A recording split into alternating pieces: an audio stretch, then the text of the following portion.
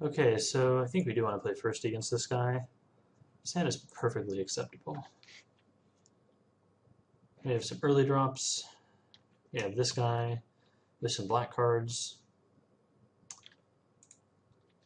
I'm probably going to leave with the Vaporkin unless he has a 1-drop. And then, depending on the 1-drop. Okay, no 1-drop this game. That is good. Out comes the Vaporkin.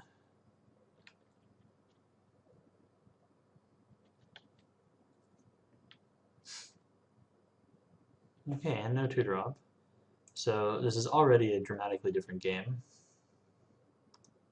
Maybe he just got an abnormally fast draw in game 1. Looked like he was mono red though. And I think I'm going to play the Stinger here.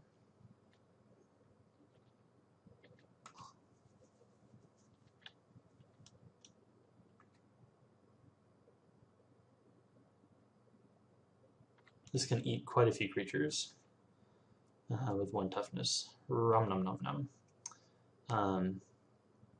Debating about when to play this guy. He gives us 2 devotion, 3, so we'd only see 3 cards at this point if I played him next turn. So potentially 4 and 5, so probably going to wait. I don't know if I'll just slam out the Emissary next turn. Kind of want to wait to put it on the Vaporkin. We'll see what I draw. I think that'll be the big determinant. Hasty Minotaur. Alright, well, he gets to hit me for 4, I guess.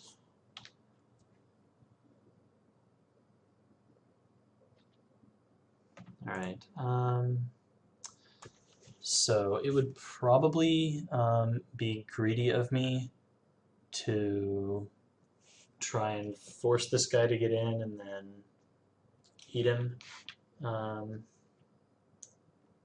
I'd see 3 cards of this if I play it. Could wait for more. Problem is when I get to 5 mana, I'm going to want to slam this like right away.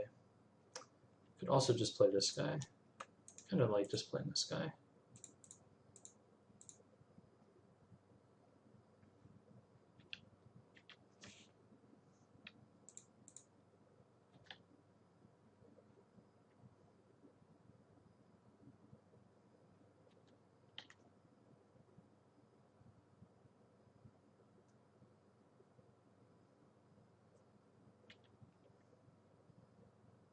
Okay. Out comes the double striker. Now that's pretty annoying. Okay, but the good news is now we get to see his whole hand when we play this guy next turn. And we know he doesn't have a trick for our 3/3, which probably wouldn't work anyway since we have creatures in hand. Ooh. Alright, so I kind of want to play this guy, but this will let me see his hand. It'll be able to strip away like a potentially very problematic enchantment.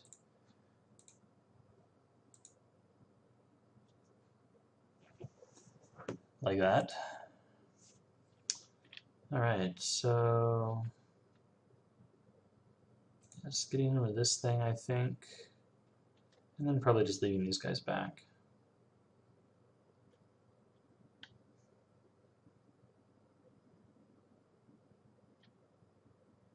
Yes, the fact that he has 3 mountains in hand is really good for us.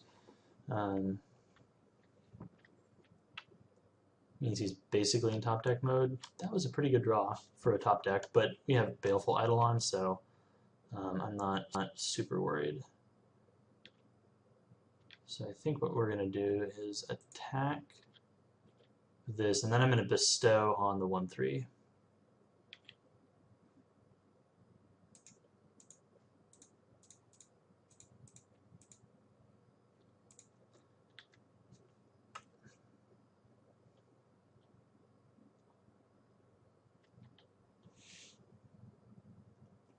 So even if he makes this guy monstrous, I mean, it doesn't matter. Like, I have potentially 2 Death Touch guys now.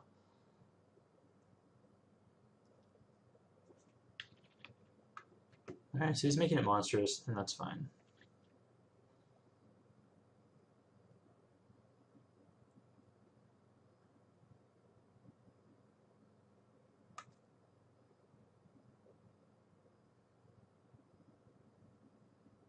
No attacks. A-okay with me. Probably not going to play this since I'd rather just use it as a trick for this maybe, but I mean, I'm obviously just slamming my 3-power flyer now.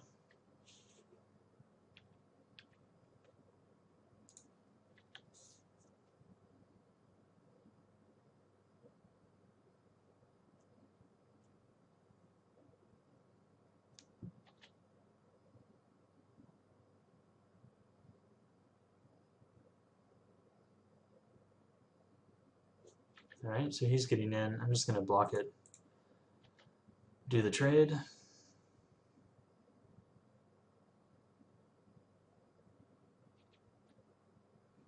Monic Wall. Alright, well we don't have any instants. That's okay. I think we're just going to send in these.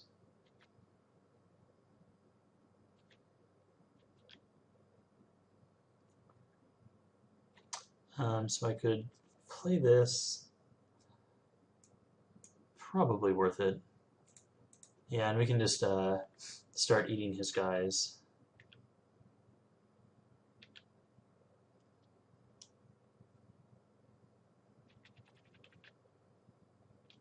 Yeah, I don't care about that at all. Make this come in.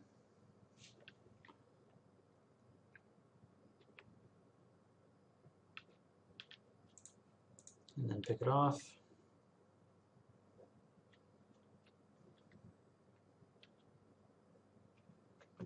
Alright, sweet. He's at 8, so I'm still going to attack with both. Keep the pressure going. I guess I could just turn everything sideways, but I'm just trying to play it safe at this point. Because I think we have the game pretty much on lockdown.